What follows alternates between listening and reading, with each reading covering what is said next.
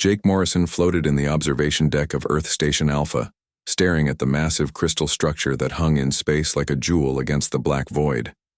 The gateway had appeared 3 months ago without warning, simply materializing in Earth's orbit as if it had always belonged there. No one knew how it worked or where it came from, but everyone agreed it was the most beautiful thing they had ever seen. The crystal was the size of a city block, pulsing with soft blue light that seemed to breathe with its own rhythm. Sometimes, Jake thought he could hear it humming, a low vibration that made his bones feel strange. The scientists said it was impossible to hear anything in space, but Jake knew what he felt. Dr. Lisa Grant walked up beside him, holding a tablet full of data readings. She was the smartest person Jake had ever met, and if anyone could figure out what the gateway really was, it would be her. Lisa had been studying the alien visitors since they first came through the crystal 3 months ago. The aliens called themselves the Galactic Trade Consortium. Their leader was a tall, thin creature named Ambassador Veltar, who spoke perfect English and always smiled with too many teeth. Veltar said his people wanted to help Earth join a great community of planets that traded goods and knowledge across the galaxy. Jake did not trust the ambassador. Something about the way Veltar moved made Jake think of a snake getting ready to strike, but everyone else seemed happy with the gifts the aliens brought. They had given Earth new medicines that could cure cancer and heart disease. They shared clean energy technology that could power entire cities without pollution. They promised farming methods that could end world hunger. All the world leaders loved the aliens. President Helen Carter had signed dozens of trade agreements with the consortium. The aliens asked for simple things in return for their wonderful gifts. They wanted mining rights to collect rare metals from asteroids. They needed exclusive trading partnerships with Earth's biggest companies. They asked for permission to build small research stations on the Moon and Mars. Everything seemed fair and reasonable. The aliens were polite and patient. They never demanded anything, only asked nicely and waited for Earth to agree. But Jake noticed that Earth was agreeing to everything the aliens wanted. Colonel Ryan Blake ran the new Alien Relations Security Division that President Carter had created to keep track of the visitors. Ryan was a good soldier who asked hard questions that made politicians uncomfortable. He had been watching the aliens carefully and making lists of all their requests. Ryan showed Jake his reports during their weekly security meetings. The mining rights covered more territory each month. The trading partnerships gave the aliens control over Earth's most important resources. The research stations were being built with materials that Earth had to buy from the consortium at high prices. Lisa walked into their meeting room looking worried. She had been analyzing the alien technology for weeks, trying to understand how it worked. The results troubled her more each day. Every piece of alien equipment needed special parts that only the consortium could provide. The medicines required regular shipments of alien chemicals to keep working. The energy systems would shut down without monthly deliveries of exotic fuel cells. Earth was becoming dependent on the aliens for everything important. Hospitals could not operate without alien medical supplies. Power plants relied on alien energy cores. Farms used alien fertilizers and growth enhancers. Millions of jobs now existed only because of alien trade. Jake realized the trap was already closing around humanity. The aliens had not conquered Earth with weapons or force. They had made Earth need them so badly that saying no was impossible. Any country that tried to break away from the consortium would lose access to the technology keeping their people alive and healthy. Lieutenant Amy Foster burst into the security office with urgent news from the Deep Space Monitoring Station. Her face was pale and her hands shook as she handed Ryan a classified report. Long-range sensors had detected something the aliens had never mentioned during their friendly negotiations. A massive fleet was holding position at the edge of the solar system. Hundreds of ships, each one larger than Earth's biggest aircraft, carriers, waited in perfect formation behind the outer planets. The ships maintained complete radio silence and had been there for at least 2 months, hidden from Earth's older detection systems. Ryan studied the sensor data with growing alarm. The fleet was too big to be a peaceful trading mission. These were warships designed for conquest, not commerce. The aliens had been lying about their peaceful intentions from the very beginning. Jake felt his stomach drop as he understood what was happening. The Galactic Trade Consortium was not here to help Earth join a community of friendly planets. They were here to take over Earth using economic warfare instead of military force. By the time Earth discovered the truth, humanity would be too dependent on alien technology to fight back. Ambassador Veltar appeared on every television screen around the world that evening for his weekly address to the people of Earth. He spoke about the wonderful progress in human-alien relations and the bright future awaiting humanity among the stars. His smile seemed wider than usual, and his strange eyes glittered with satisfaction. Jake watched the broadcast from his quarters aboard the space station. Every word Veltar spoke sounded like lies wrapped in false promises. The ambassador talked about partnership, but Jake saw only slavery waiting at the end of the road. The gateway pulsed brighter in the observation window, and Jake thought he could hear it laughing. Dr. Lisa Grant worked through the night in her laboratory, trying to crack the encryption on an alien communication signal that Amy Foster had intercepted earlier that day.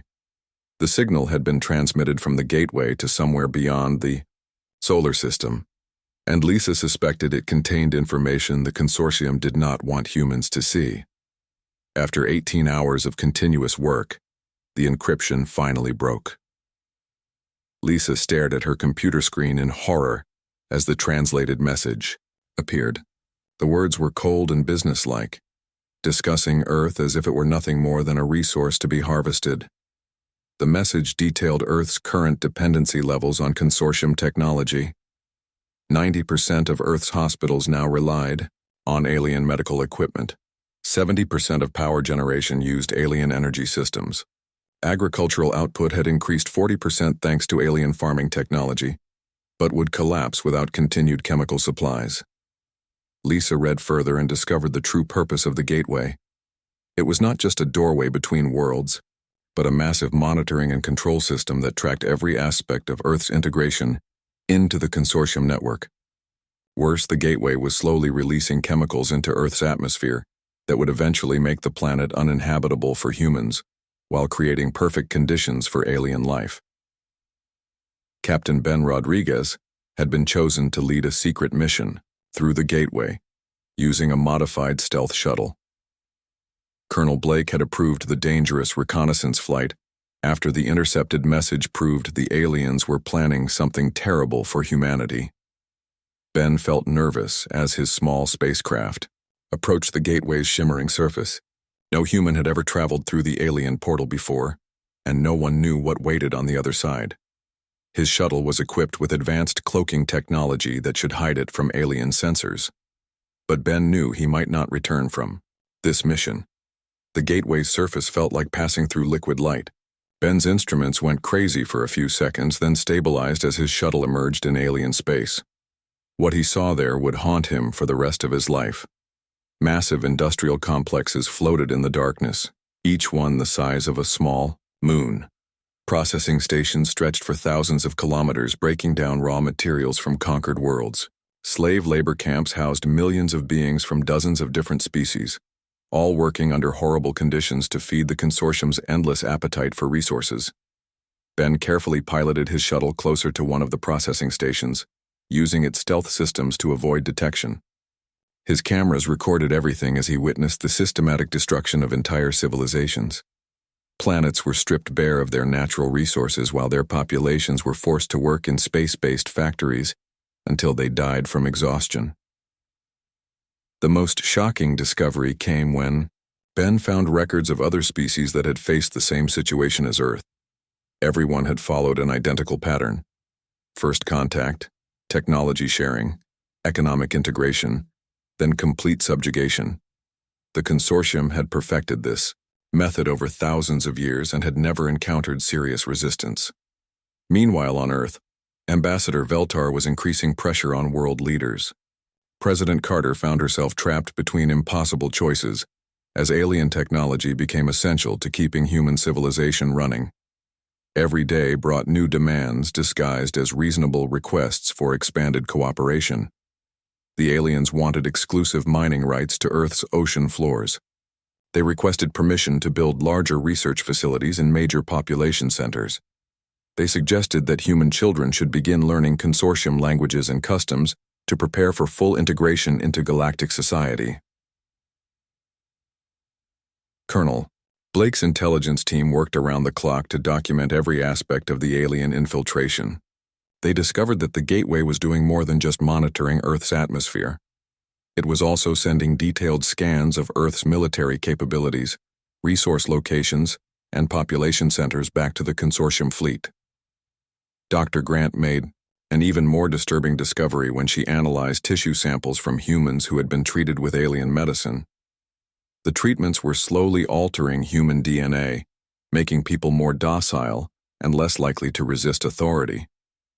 The changes were subtle but permanent, and they were being passed on to children born after the treatments. Captain Rodriguez returned from his mission with proof of the consortium's true intentions. His recorded evidence showed that Earth was designated as the new capital world for the consortium's expansion into this part of the galaxy. The plan called for complete atmospheric conversion within 50 years, followed by the relocation of Earth's human population to labor camps on distant worlds. The timeline was already in motion and could not be stopped using conventional methods. Earth had perhaps 6 months before the atmospheric changes became irreversible. After that point, humans would slowly suffocate as the air became unbreathable while alien colonists arrived to claim their new homeworld. President Carter called an emergency meeting of the world's top military and scientific leaders.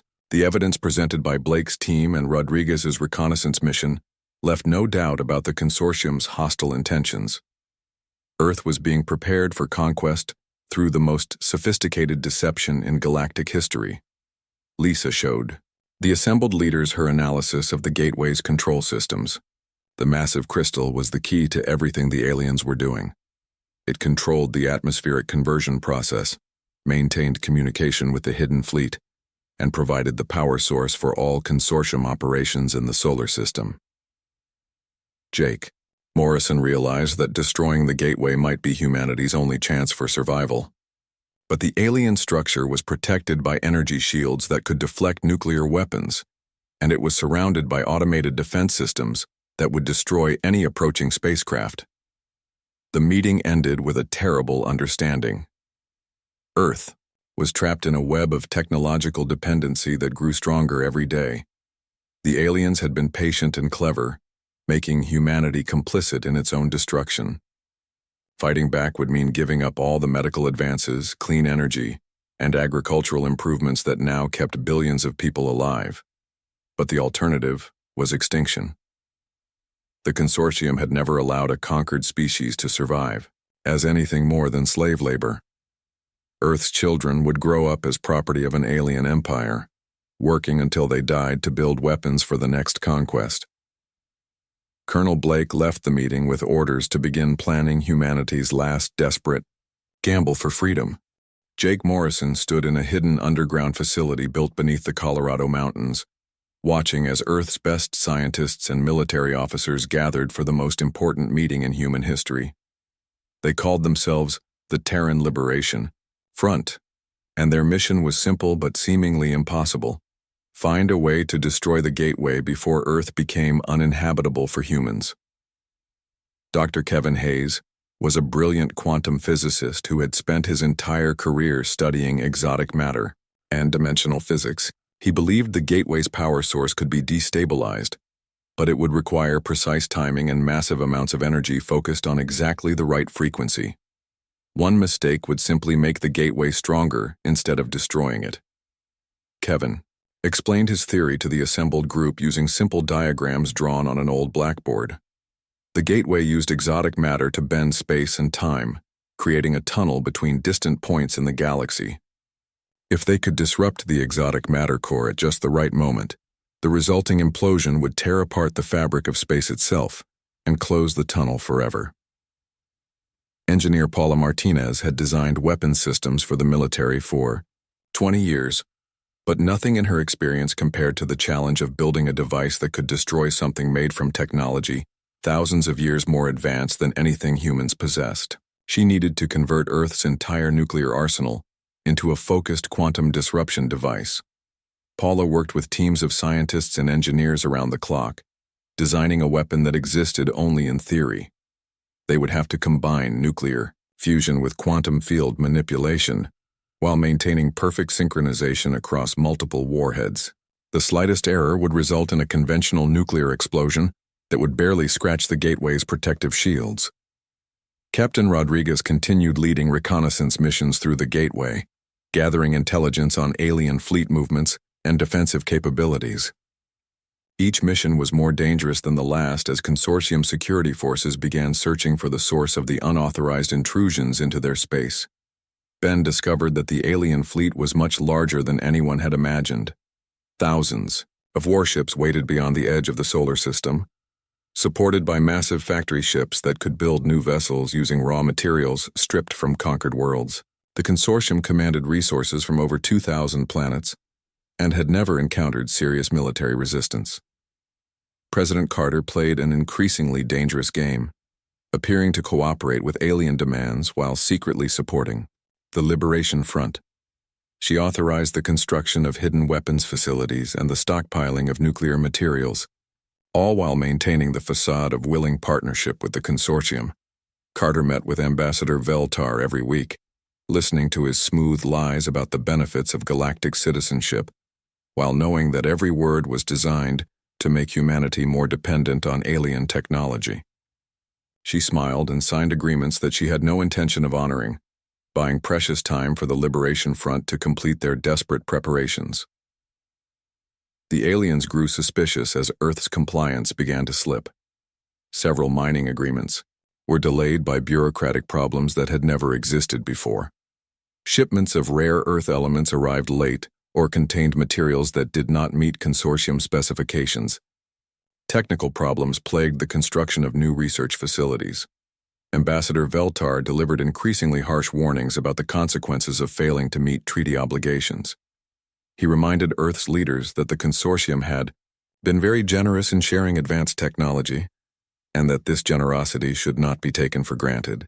The hidden fleet began moving closer to Earth's outer planets. Colonel Blake's intelligence network intercepted more alien communications as consortium forces prepared for the final phase of their conquest. The atmospheric conversion process would accelerate dramatically in 72 hours. After that point, the chemical changes to Earth's air would become irreversible, and humans would have less than 10 years before their planet became uninhabitable. Lisa Grant worked frantically to understand the gateway's control systems, searching for any weakness that could be exploited.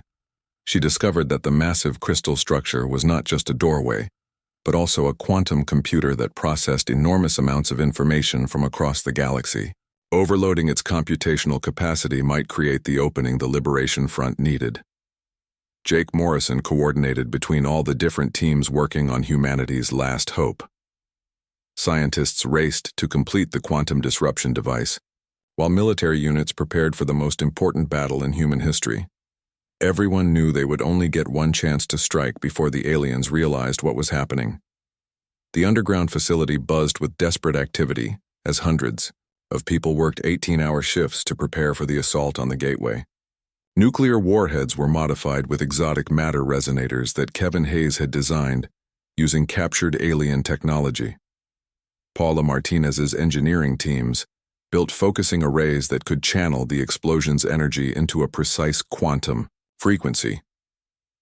Amy Foster discovered that the aliens had been monitoring Earth's communication networks far more extensively than anyone realized.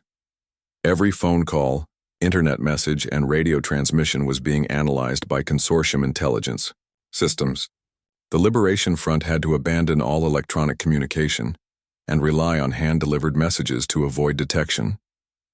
Captain Rodriguez reported that alien patrols around the gateway had increased significantly.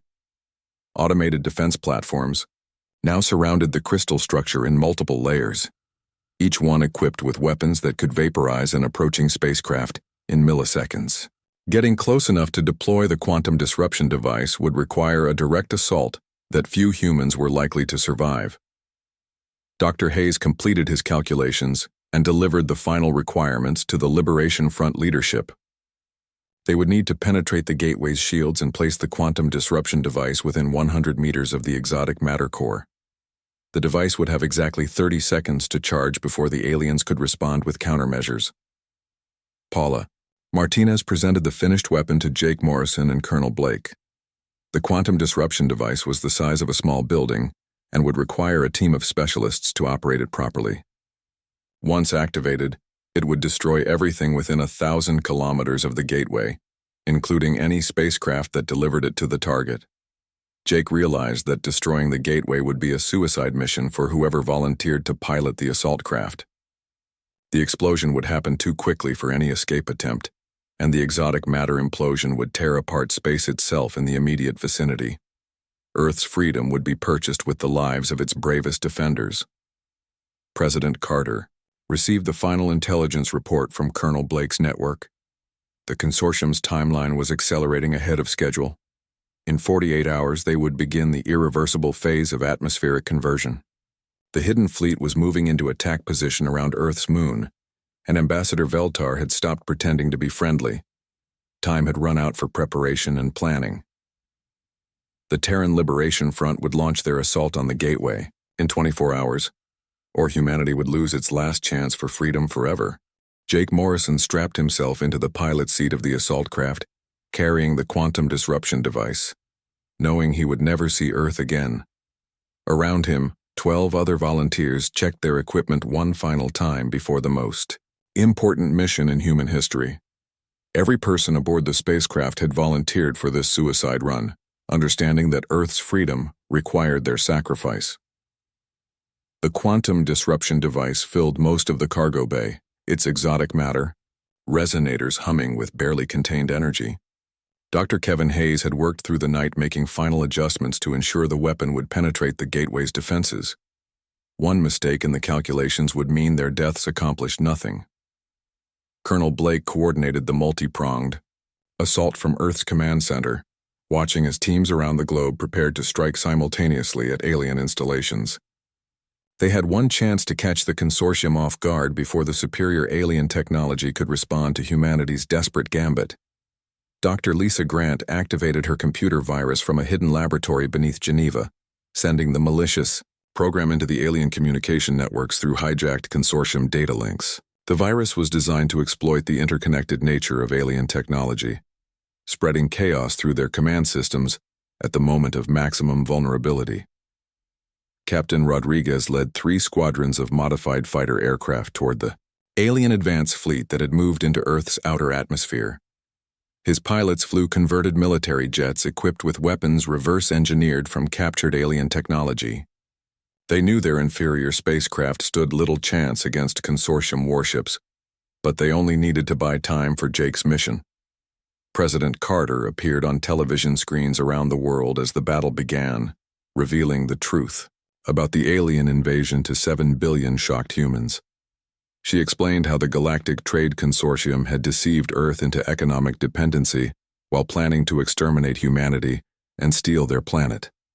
Mass demonstrations erupted in Tiuntiduainbir, every major city as people realized they had been betrayed by the aliens they had welcomed as friends. Millions of humans took to the streets demanding freedom from consortium control, while others attacked alien facilities with improvised weapons.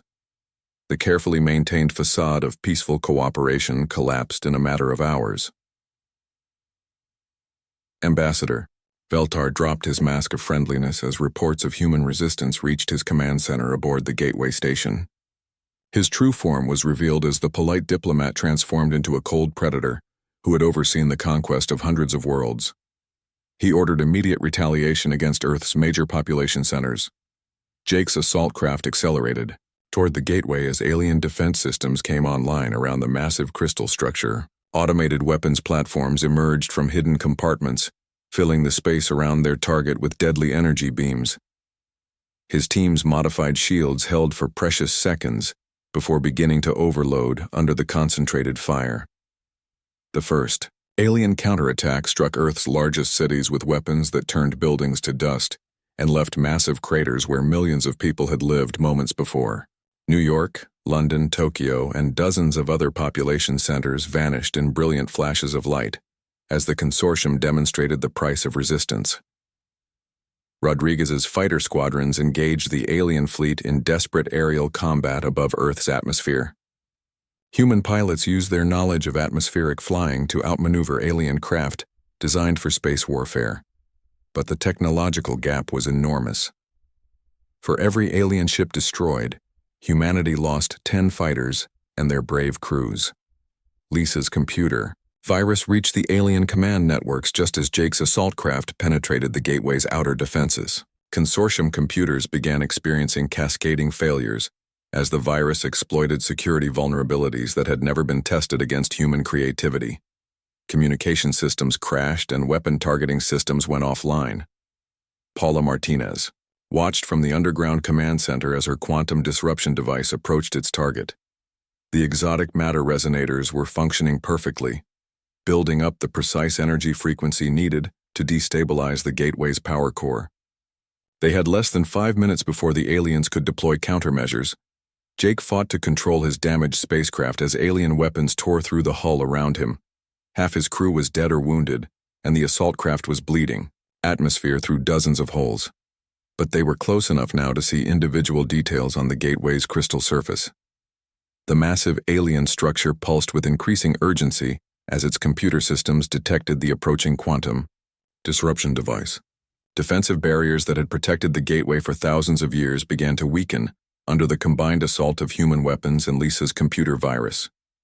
Dr. Hayes monitored the quantum disruption device from his console aboard the assault craft, making final adjustments as they approached the point of no return.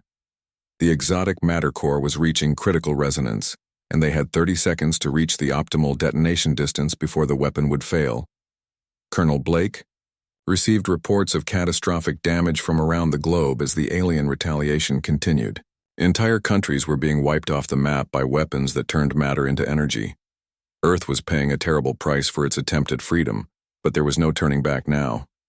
Amy Foster coordinated communications between the scattered human resistance forces as alien troops began landing in major cities around the world. Consortium soldiers moved through the ruins with ruthless efficiency, eliminating any organized opposition they encountered. Humanity was losing the ground war badly. President Carter and her government retreated to underground bunkers as Washington disappeared in a blast of alien fire.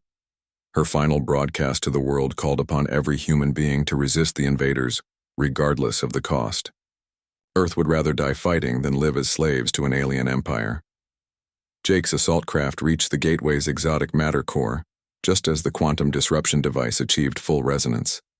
He looked through the viewports at the beautiful, crystal structure that had deceived humanity for months, knowing that in seconds it would become the most powerful bomb ever created. The weapon activated with a sound like reality tearing apart. Exotic matter collapsed into itself as space and time warped around the gateway's power source. The massive crystal structure began to implode as dimensional barriers broke down and the tunnel between worlds started to close. Jake Morrison and his crew vanished in a flash of impossible light as the quantum disruption device tore apart the fabric of space itself. Their sacrifice created a cascade reaction that propagated through the gateway's entire structure, destroying the alien portal and severing Earth's connection to the Galactic Trade Consortium forever. The explosion sent shockwaves across the solar system as the gateway collapsed into a singularity that consumed itself and disappeared. For the first time in their history, the consortium had been denied a conquest, and the price of Earth's freedom was written in fire across the sky. Colonel Ryan Blake stood on the bridge of humanity's first true warship, hastily converted from a damaged space station that had survived the alien bombardment. Through the reinforced windows, he watched the scattered remains of the consortium, fleet retreating beyond the outer planets. The aliens appeared stunned by the loss of their gateway and the unprecedented failure of their conquest plan. 6 months had passed since Jake Morrison and his team destroyed the alien portal in their heroic sacrifice.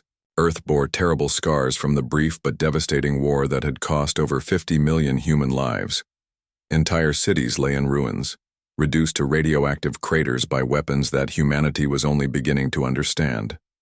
Dr. Lisa Grant worked frantically in her rebuilt laboratory, using captured alien technology to reverse the atmospheric changes that the gateway had been making to Earth's air. The process would take decades to complete, but her calculations showed that the planet would remain habitable for humans. The chemical alterations had been stopped just in time.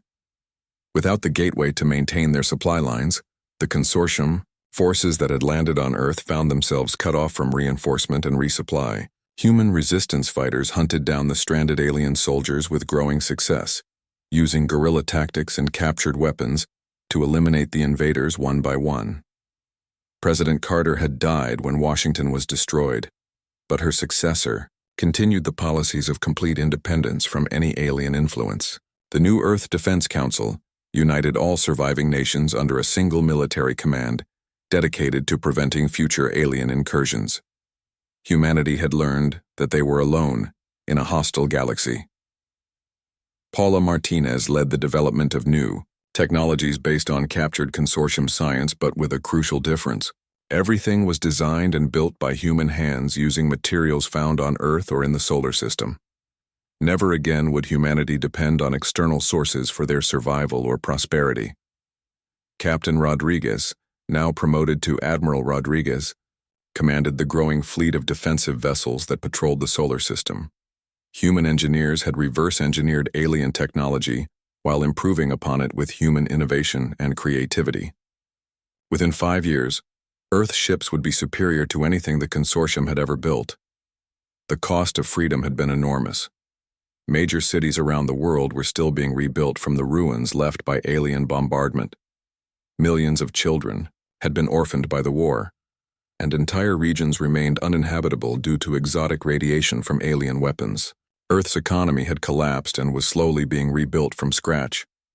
But humanity had proven something that no species in galactic history had ever demonstrated. They had shown that freedom was worth any price, and that humans would rather die fighting than live as slaves to an alien empire. The consortium had never encountered such fierce resistance to their expansion. Dr. Kevin Hayes worked with international teams to establish defensive systems around Earth's solar system. His quantum disruption technology was being adapted into early warning sensors that could detect alien ships at vast distances. No enemy would ever again approach Earth undetected.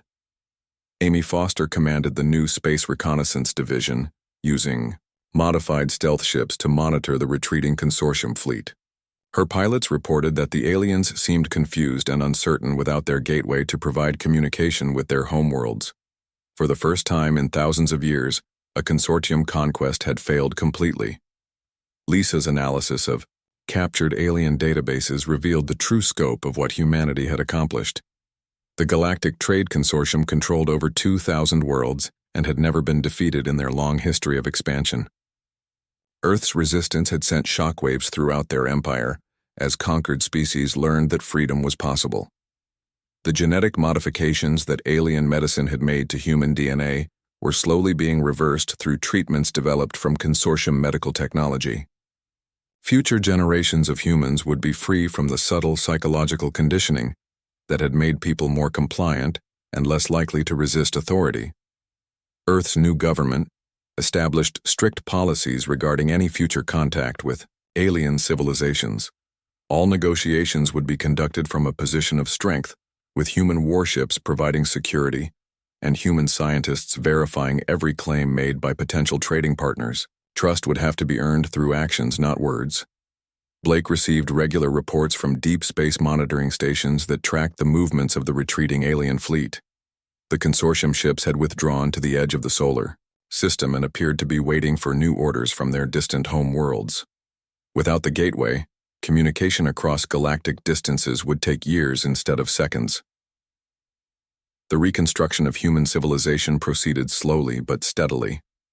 New cities were built with defensive considerations in mind, incorporating underground shelters and hardened communication systems. Every major population center was protected by orbital defense platforms armed with quantum disruption weapons. Paula's engineering teams had successfully replicated every aspect of consortium technology while eliminating the built-in dependencies that had trapped Earth in the alien economic system. Human fusion reactors provided clean energy without requiring exotic fuel cells. Medical equipment functioned perfectly using synthetic compounds manufactured on Earth.